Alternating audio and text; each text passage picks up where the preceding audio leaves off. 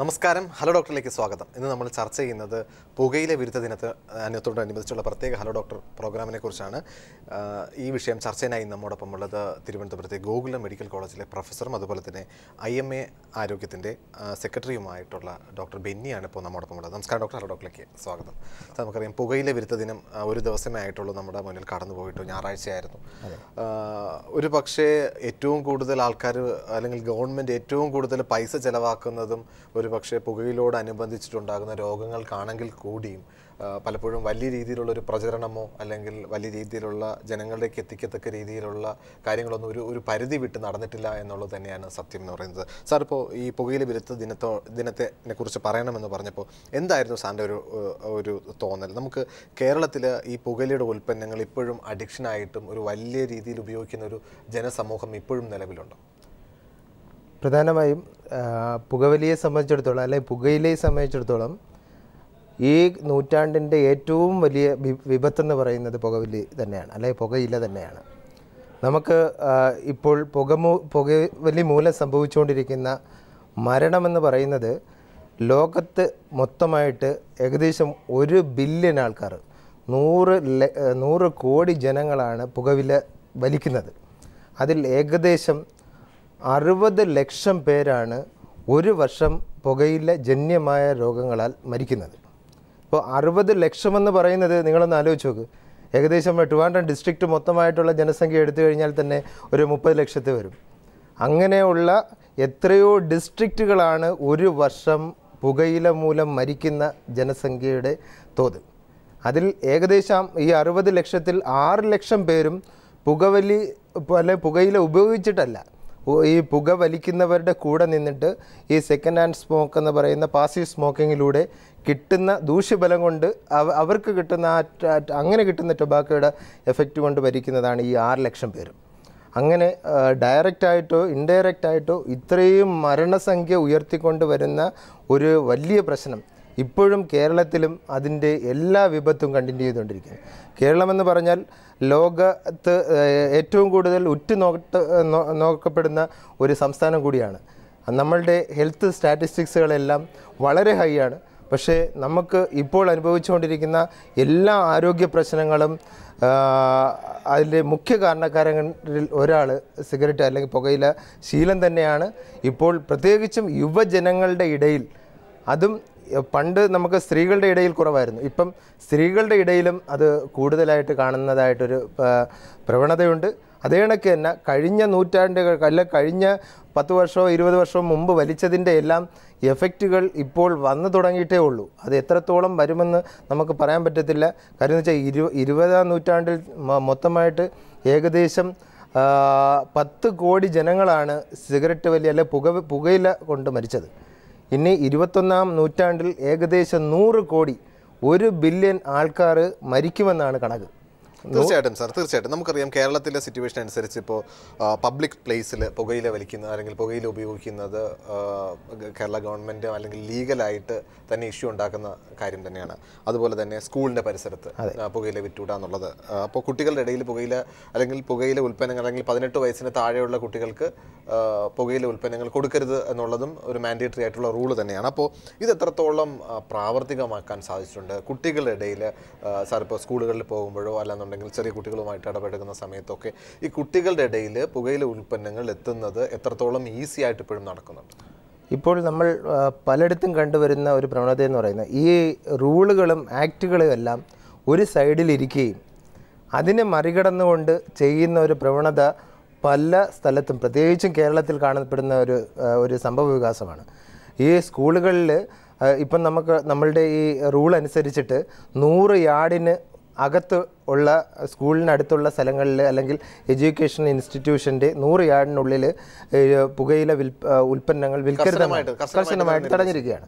പക്ഷേ അവിടെയാണ് ഇപ്പോഴത്തെ നമ്മളുടെ ലോകാരോഗ്യ സംഘടനയുടെ വേൾഡ് നോ ടൊബാക്കോ ഡേയുടെ തീമായിട്ടുള്ള stop illicit trade of tobacco. Illicit ട്രേഡുകൾ ആവശ്യം പോലെ ഏകദേശം 10 സിഗരറ്റ് അല്ലെങ്കിൽ 10 ബീഡി വയ്ക്കുകയാണെങ്കിൽ ഒരു സിഗരറ്റ് അല്ലെങ്കിൽ ഒരു ബീഡി എന്ന് പറയുന്നത് ഇല്ലീഗലായിട്ടാണ് ഉണ്ടാക്കുന്നത്. അപ്പോൾ ഈ ഇല്ലീഗലായിട്ട് സംഭവിക്കുന്നതെല്ലാം ട്രേഡ് ചെയ്യപ്പെടുന്നത് ഇല്ലീഗൽ റൂട്ടിലൂടെയാണ്. നമുക്ക് പല സ്കൂളുകളുടെയും അന്തരീക്ഷം പരീക്ഷിച്ചോ അല്ലെങ്കിൽ പരിശോധിച്ച് നോക്കിക്കഴിഞ്ഞാൽ ഈ പുകയില ഉൽപ്പന്നങ്ങൾ ആ സ്കൂളുകളിൽ എത്തുന്നുണ്ട്, അല്ലെങ്കിൽ അതിൻ്റെ പരിസരത്ത് എത്തുന്നുണ്ട്. പ്രത്യേകിച്ചും പ്രൊഫഷണൽ കോളേജുകളുടെ എല്ലാം ചുറ്റുവട്ടം ആവശ്യം പോലെ ഈ ടൊബാക്കോ പ്രോഡക്റ്റുകൾ അവൈലബിൾ ആണ്. പ്രത്യേകിച്ച് അഡോളസെൻ്റ് അല്ലെങ്കിൽ കൗമാരപ്രായക്കാരെ കോൺസെൻട്രേറ്റ് ചെയ്തിട്ടുള്ള ഈ ടൊബാക്കോ പ്രോഡക്റ്റുകൾ എല്ലാ എഡ്യൂക്കേഷൻ ഇൻസ്റ്റിറ്റ്യൂഷൻ്റെയും അടുത്തായിട്ട് വിൽപ്പനകൾ ഡയറക്റ്റായോ ഇൻഡയറക്റ്റായിട്ടോ കുട്ടികളിൽ എത്തിക്കത്തക്ക രീതിയിൽ നടക്കുന്നുണ്ട്. തീർച്ചയായിട്ടും ഗവൺമെൻറ്റിന് വലിയൊരു റോളാണ് യഥാർത്ഥത്തിൽ ഇത്തവണ പുകയില ഉൽപ്പന്നങ്ങളെ നിരോധിക്കുന്നതിനാണെങ്കിൽ കൂടിയും അതിൻ്റെ ലഭ്യത കുറച്ചു കൊണ്ടുവരുന്നതിലാണെങ്കിലും എന്തൊക്കെ കാര്യങ്ങൾ ഒരു അത്തരത്തിൽ ചെയ്യാൻ സാധിക്കും? ഡോക്ടറുടെ പേഴ്സണലായിട്ടുള്ള അഭിപ്രായം എന്താണ്? ഇപ്പോൾ നമുക്കറിയാം പല പുകയില ഉൽപ്പന്നങ്ങളും വളരെ വർണ്ണാഭമായിട്ടുള്ള, അതായത് കാണാൻ നല്ല ഭംഗിയുള്ള കവറുകളിലാണ് ലഭ്യമാകുന്നത്.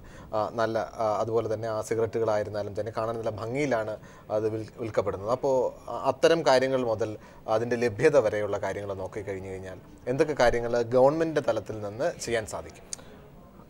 ഗവൺമെൻറ്റിൻ്റെ തലത്തിലും പബ്ലിക് ഹെൽത്ത് എസ്പെഷ്യലി മീഡിയയുടെ സൈഡിൽ നിന്നും ഏറ്റവും നല്ല രീതിയിൽ അപ്രോച്ച് ചെയ്യാവുന്ന ഒരു ആദ്യത്തെ മാർഗമെന്ന് പറയുന്നത് അവയർനെസ് തന്നെയാണ്. നല്ലൊരു ശതമാനം ആൾക്കാർക്കും ഈ ടൊബാക്കോയിൽ സംഭവിക്കുന്ന ആപത്തിനെക്കുറിച്ച് വളരെ നല്ലതുപോലെയുള്ള നോളജില്ല. ഇപ്പോഴും കണ്ടിന്യൂ ചെയ്തുകൊണ്ടിരിക്കുകയാണ്.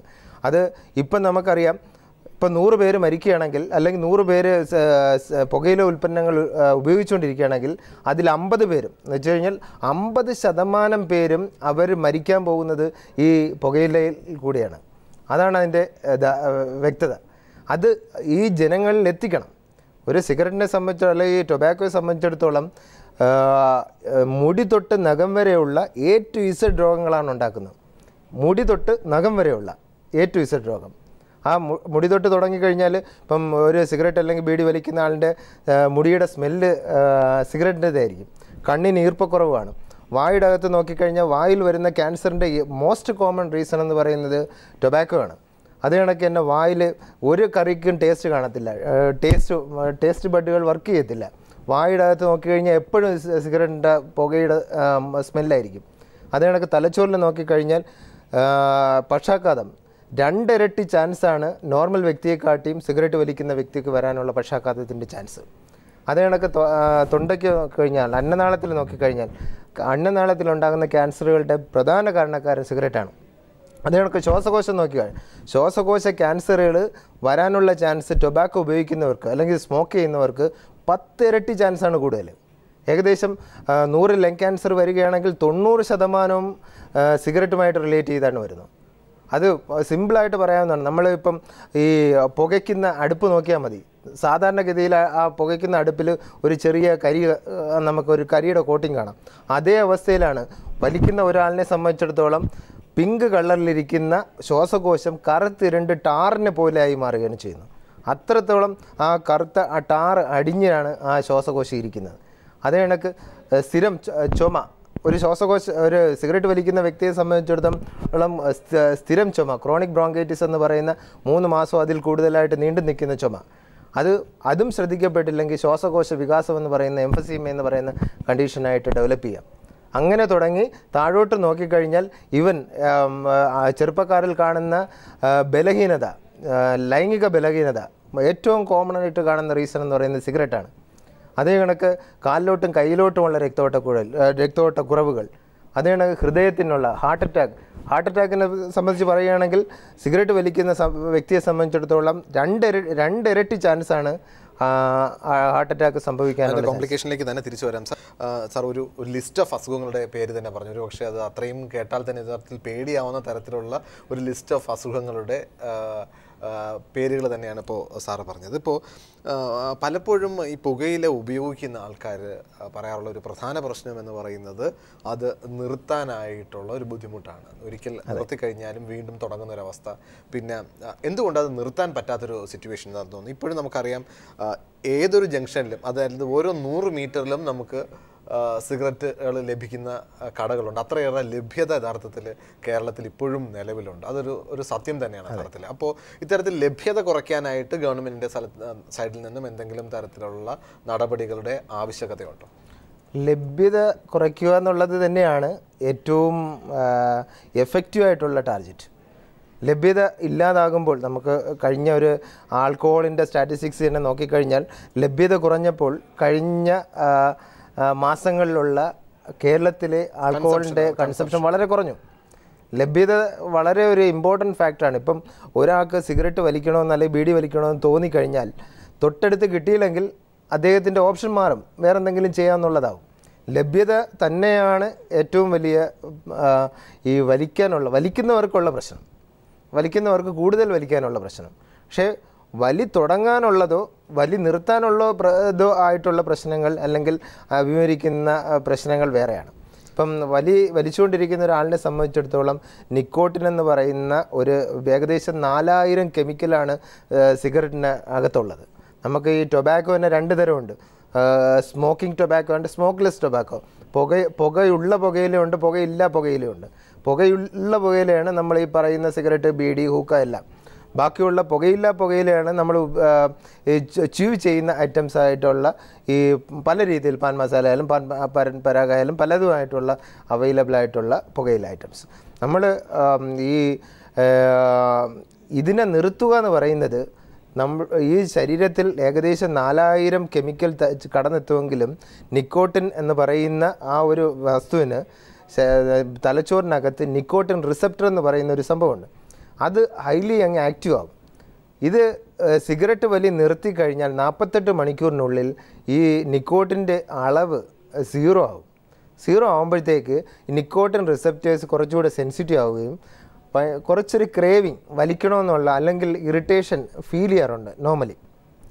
പക്ഷേ എപ്പോഴും നമ്മൾ പറയാറുള്ളതാ, ഈ വലിച്ചു തുടങ്ങുന്ന ഒരു ആവേശം മനസ്സിൽ നിർത്താനും ഉണ്ടെങ്കിൽ എപ്പോഴും നമുക്ക് അത് സാധ്യമാകും.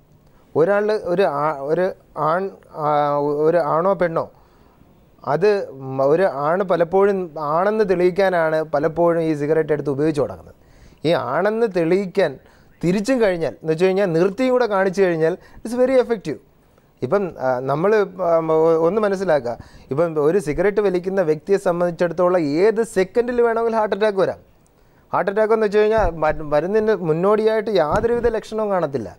വന്നു കഴിഞ്ഞാൽ ഇമ്മീഡിയറ്റ് ആയിട്ടാണ് അവന് ഏകദേശം നേരെ ICUവിൽ കയറുക, ആൻജിയോപ്ലാസ്റ്റി, തുടർന്നുള്ള ചികിത്സ എല്ലാം കൂടെ തന്നെ ചിലപ്പം കൂലിപ്പണി ചെയ്യുന്നവനായിരിക്കും ഏകദേശം 5 ലക്ഷം രൂപ 6 ലക്ഷം രൂപയാവും. പിന്നെ തുടർന്നുള്ള ബൈപ്പാസ് സർജറി, മറ്റ് സർജറികളെല്ലാം കൂടി തന്നെ കുറേ കാശാവും. പിന്നെ ജീവിത അവസാനം വരെ 8 തൊട്ട് 10 ജാതി ഗുളികൾ കഴിക്കണം. പക്ഷേ നിർത്തിക്കഴിഞ്ഞാലോ 24 മണിക്കൂർ കൊണ്ട് ഹാർട്ട് അറ്റാക്ക് വരാനുള്ള ചാൻസ് 25% കുറയും. 1 വർഷം കൊണ്ട് 50% കുറയും. അടുത്ത 15 വർഷം കൊണ്ട് നോർമൽ ഒരു വ്യക്തിയുടെ രീതിയിൽ ഹാർട്ട് അറ്റാക്ക് വരാനുള്ള ചാൻസ് നോർമൽ വ്യക്തിയുടെ രീതിയിലായി മാറും. ഒരിക്കലും പലപ്പോഴും പുകയിൽ ഉപയോഗിക്കുന്ന ഒരാൾ വിചാരിക്കുക എന്ന് പറയുന്നത് സാർ നേരത്തെ പറഞ്ഞതുപോലെ ഒരിക്കലും ഉപയോഗിച്ച് കഴിഞ്ഞു, ഇനിയിപ്പം നിർത്തിയിട്ട് എന്താണ് ഒരു ഉപയോഗം എന്ന് പറയുന്നത്. എന്തായാലും ഞാൻ പുകയിലേക്കൊരു അഡിക്ഷനായി അല്ലെങ്കിൽ ഒരു പുകയില ഉപയോഗിച്ച് തുടങ്ങി, അപ്പോൾ ഈ 1-2 സിഗരറ്റിൽ നിർത്തുക എന്നുള്ളൊരു കൺസെപ്റ്റിലേക്കായിരിക്കും പലപ്പോഴും ഇത് തുടങ്ങുക. അപ്പോൾ ഈ കുറച്ച് കൊണ്ടുവന്ന് നിർത്തുന്ന ഒരു രീതി യഥാർത്ഥത്തിൽ ഈ പുകയില ഉപേക്ഷിക്കാനായിട്ട് നമുക്ക് പറ്റുമോ? അതുപോലെ തന്നെ പുകയില ഉപേക്ഷിച്ച് കഴിഞ്ഞാൽ എന്തൊക്കെ ഗുണങ്ങളാണ് നമുക്ക് ആ വ്യക്തിക്കുണ്ടാകുക? നമ്മൾ പുകയില ഉപേക്ഷിക്കേണ്ടതെന്ന് പറയുന്നത് അടുത്ത സെക്കൻഡിൻ്റെ ആവശ്യമാണ്. അല്ലെങ്കിൽ നാളെ ഉപേക്ഷിക്കാം, അല്ലെങ്കിൽ മറ്റന്നാൾ ഉപേക്ഷിക്കാം എന്ന് പറഞ്ഞിട്ട് ഒന്ന് കാത്തു നിൽക്കേണ്ട ഒരു കാര്യമേ അല്ല പുകയില ഉപേക്ഷിക്കേണ്ട ഒരു ആവശ്യം. നമ്മൾ പുകയില ഉപേക്ഷിക്കുമ്പോൾ സംഭവിക്കുന്നത് കുറച്ച് ഇറിറ്റേഷനോ അല്ലെങ്കിൽ മാനസിക പിരിമുറുക്കമോ അല്ലെങ്കിൽ ടെൻഷൻ കണക്ക് തോന്നുകയോ അസ്വസ്ഥത തോന്നാം. അത് തരണം ചെയ്യാൻ വേണ്ടി നമ്മളുടെ മനസ്സിനെ തന്നെ ഭാഗമാക്കുക. നമ്മൾ ഏറ്റവും വലിയൊരു വിപത്തായിട്ടുള്ള ഹാർട്ട് അറ്റാക്ക് അല്ലെങ്കിൽ ശ്വാസകോശ ക്യാൻസർ, അതേ കണക്ക് മറ്റ് പക്ഷാഘാതം, ഇതെല്ലാം വരാതെ തടയാനുള്ള ഒരു വാക്സിൻ എടുക്കുന്ന കണക്കാണ് നിർത്തിക്കഴിഞ്ഞാൽ നമുക്ക് സംഭവിക്കുന്നത്.